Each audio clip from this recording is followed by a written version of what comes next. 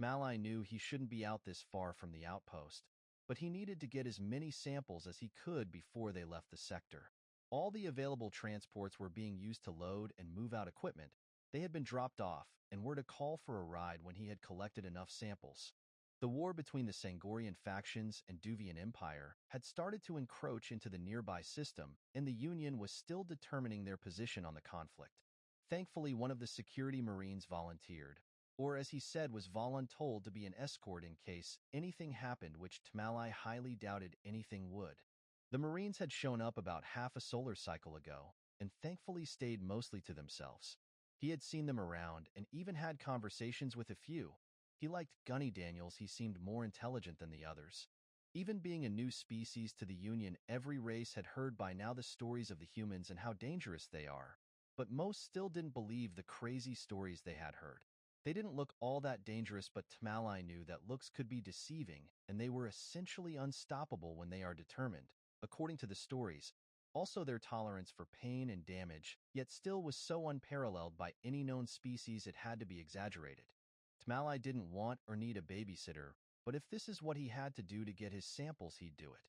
Look, bro, I know you need to get your samples and all, but we're supposed to be packing up the labs, not gathering more stuff. The war between the Sangrius and the Duvris is getting close to this quadrant, and we've been ordered to evacuate all the Union scientists from the outpost, Jeff said with an obvious level of annoyance. The Sangorian and Duvian empires are at war, not whatever it is you said.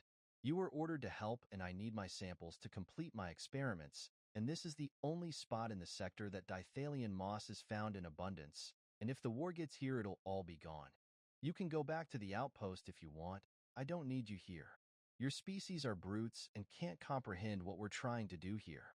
Tmalai retorted, attempting to respond with the same level of arrogance the human had shown.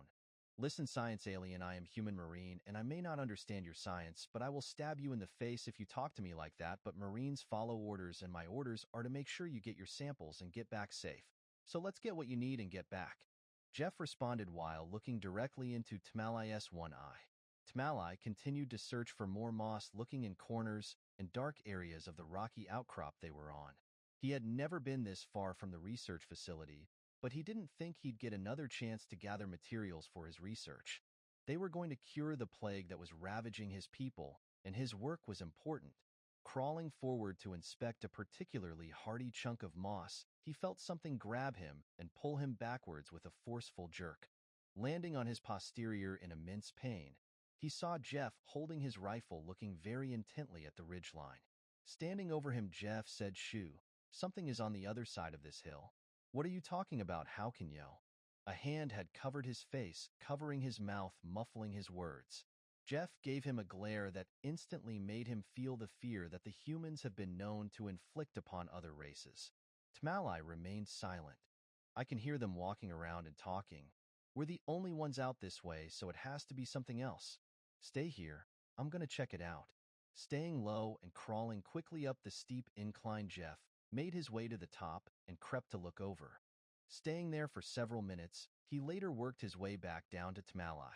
His annoyed demeanor had changed. A seriousness had taken over his voice. "It's a Sangorian scouting party. Looks like around 20 or so. They are armed and heading this way. If we stay low and quiet, we can move out and get back. I'll send a transmission letting the guys know what's out here and to come and get us on our way back." Tmalai knew the Sangorians' torture methods were legendary and did not want to find out firsthand what kind of pain they could unleash. Fear rushed through him. What if we just hide and call for help? They'll come and get us. They're almost 2 hours away because someone had to go all the way out here and get his samples. No, we have to move, or they will get to us. We've never engaged with this species before, so I don't know what they are capable of. I need you to sack up and let's go. Drop the samples. The words were devoid of emotion as they left Jeff's mouth, as if a switch had been flipped and he was a machine relaying information. Confused and a bit insulted, Tmalai looked back at Jeff. "What sack up? I will not abandon my samples." Jeff still scanning the top of the hill. "If you want to live, you have to leave the samples, and we haul Ace to camp." Tmalai was growing suspicious that Jeff had just made this up because he hadn't heard anything and was beginning to wonder if this was a ploy to get out of collecting more samples. "No, I will not leave my samples," Tmalai exclaimed loudly. That's when he heard it, the grunts and howls on the other side of the hill. There were Sangorians, a lot of them. How had the human heard them earlier when Tamalai didn't notice anything? Maybe some of the stories were true. The look Tamalai got before paled in comparison to the cold stare Jeff shot at him this. He was truly frozen with the overwhelming fear that if the Sangorians didn't kill him, Jeff surely would. Standing up, Jeff grabbed Tamalai by the shoulder and drug him behind a rock. Tamalai was helpless to react as the strength of this human was so far beyond his own. All he could do was relent. A clicking noise came from Jeff's rifle. "Stay here," he demanded. Looking down on Tamalai, Jeff plainly stated, "I have 3 magazines and 2 grenades, which may or may not be enough to get us through this.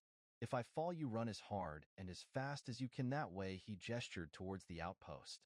Crouching, he moved towards the sounds of the Sangorian and found a spot behind a large boulder. Resting his rifle, he waited for them to approach.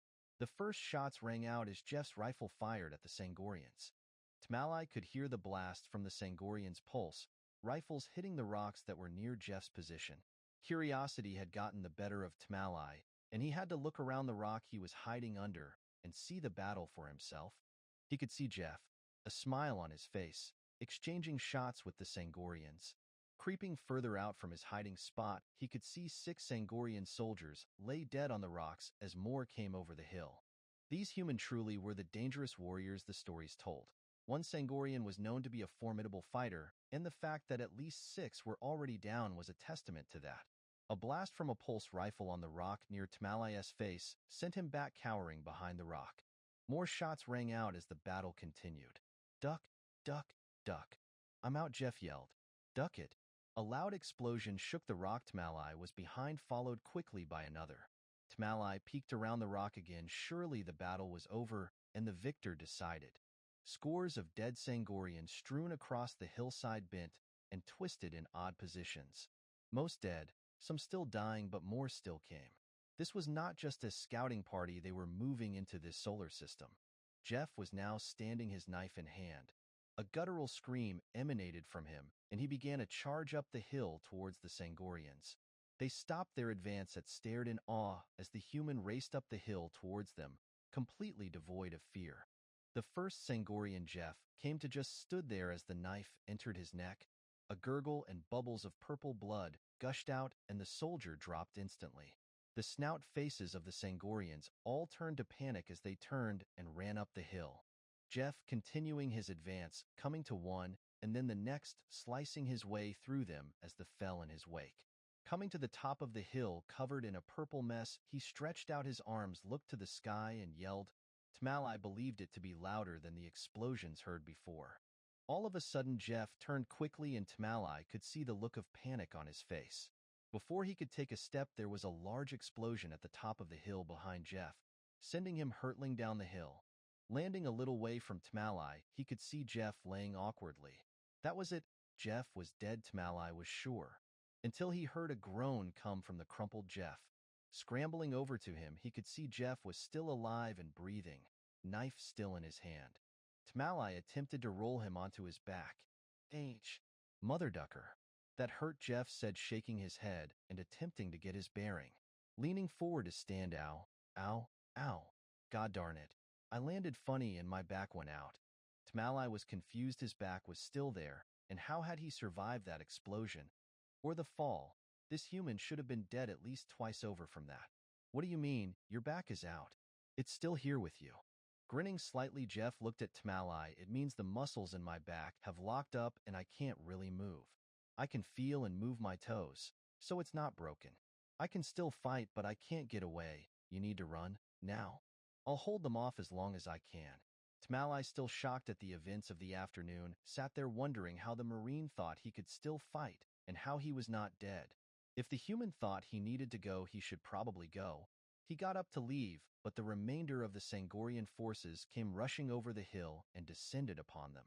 Jeff swung his blade wildly as they got close and managed to cut a few as they approached. Tamalai was unable to make his escape, and they were captured. The human was dragged over the hill to the Sangorian ship, and Tamalai walked by his side, Jeff defiantly muttering curses and threats all the way to the hangar of the ship. Once in the vessel, the remaining Sangorians were muttering about the amount of torture and type to inflict on the human Jeff. They had suffered tremendous losses. Tmalai was sure he heard a number near 40. At the hand of a single human, they needed vengeance and information. If they were going to fight these things, these humans, they needed to know what they were going up against. Surely, he must be legendary fighter and not some normal human. And what was a Marine? How many were there? Eventually, they decided upon the coercion harness, the most infamous of their torture devices. Watching helplessly as they carried the human down the hall into the next room, Tmalai felt guilt and sorrow for the fate that awaited the human that had done so valiantly in his attempt to protect him. The door slammed shut behind him, and he heard the laughter and excitement from the Sangorian on the other side. They rarely get used the coercion harness because most species can't last longer than a few minutes without dying or losing their mind from pain. Clatter and banging emanated from the other room. Then Tmalai heard it. The moans and groans from Jeff. He was in the harness and it had begun. He sat slumped over in the hangar. For Sangorians stood around him, excited snorts and smiles from their small mouths and snouts over the torture of Jeff. An hour passed, and the noise from the human in the other room stopped. During that time, worry had replaced the smiles on the Sangorian faces. Nothing had lasted a tenth of that time in the harness. If this human could sustain that much torture, what else were they capable of? The completion of the torture and the noises stopping had given them some sense of relief. At least they could be killed. There was a loud bang on the door of the hangar, and the Sangorians all perked up to look towards the noise. An explosion. Smoke filled the hangar and Tmalai was knocked to the floor. Closing his eye, he heard a familiar sound, and then 4 loud thuds next to him. Tmalai, that you? Get up. Where is Lance Corporal Sims? Dazed and disoriented from the explosion, he had trouble composing himself. Looking around, the 4 Sangorians were dead and 8 Marines stood in the hangar. I am Gunny Daniels. You know me. Where is the Marine who was with you? Still shook, he pointed at the door to the coercion harness room. He's dead, Tmalai said softly. He was incredible. He did his best and took many of them before we were captured. The Gunny's eyes narrowed, and he looked at the door. We know. We saw the battle site. He gave them heck, and we're going to finish this. The Marines all raised their weapons towards the door and without a word lined up in formation. The Gunny's hand moved quickly. The Marines all moved towards the door in silent columns. Just then the door opened and a Sangorian stood in the doorway. 6 shots at once. The Sangorian fell immediately. They rushed forward and poured through the door. Tmalai heard the shots and screams of the last Sangorians. If one Marine could devastate them, then the remainder of the crew were helpless against 8 of them. Tmalai got up and walked towards the door. Peering through, he could see Lance Corporal Jeff Sims strapped to a table and submerged in fluid. His eyes closed. One of the Sangorians remained. The Gunny told him to drain the tank and bring the table up so they could get Jeff out of the harness. He complied. The fluid was removed from the tank and the harness began elevating to floor level. The Marine they called Doc, who wasn't a Marine but they treated him like one, apparently Tmalai wasn't sure how it worked, walked over to the table and placed his hand on Jeff's throat. His eyes widened and he said excitedly, he's alive. He's asleep. What the duck? Doc shook Jeff and he began to stir. His eyes opened and a groggy, hey Doc. What's up? Looking around, taking in the room, Jeff saw the rest of his squad there. Good afternoon, Gunny. Hey guys. You come to rescue us? All the Marines had a puzzled look on their faces, but the most confused was the Sangorian. The Marines began to unstrap Jeff from the table, and Doc asked how he was feeling. I feel great. That was an amazing torture session. 10 out of 10 would definitely be tortured again. The lone Sangorian stared slack-jawed, unable to believe what he was seeing. Jeff looked at his fellow Marines. Dudes, it's like a shiatsu massage chair. It presses all along your back and they submerge you in heated salt water. Oh my god, it's amazing. It's seriously like a spa day thing. You guys need to try it out. Smiling and looking around, Jeff then asked, can we keep the chair? Tmalai, who was hiding by the door, chimed in, how has any of this been possible? I watched you tear through their soldiers and then not only survive their most brutal torture, but seemed to be better for it. I thought your back had left? He had come to realize now that yes, all of the stories were true. These humans were unstoppable. Yeah, My back went out after the rocket they launched at me blew me down the hill. The chair must have massaged it back into place or whatever. It feels fine. You guys seriously need to try this chair, gesturing towards the now empty coercion harness. The Marines looked at the Sangorian, who did not know how to react and simply stood still in the presence of such formidable creatures. The gunny then raised his pistol and placed it against the head of the Sangorian. Turn it back on. I want to try it. The Marines trained their weapons on the alien, and the gunny entered the harness. After roughly half an hour, he got up and agreed with Jeff this chair was awesome, and they all needed to try it. Each Marine taking a turn, they spent the remainder of the evening in the Sangorian ship. Tmalai apologized to Jeff, realizing the mistake he made in angering him earlier and alerting the Sangorians to their position. Jeff had no hard feelings and said the afternoon was actually a blast and the best message he had ever had, so it all worked out. In the morning, they left, allowing the Sangorian to live and tell his people about what had occurred the previous day.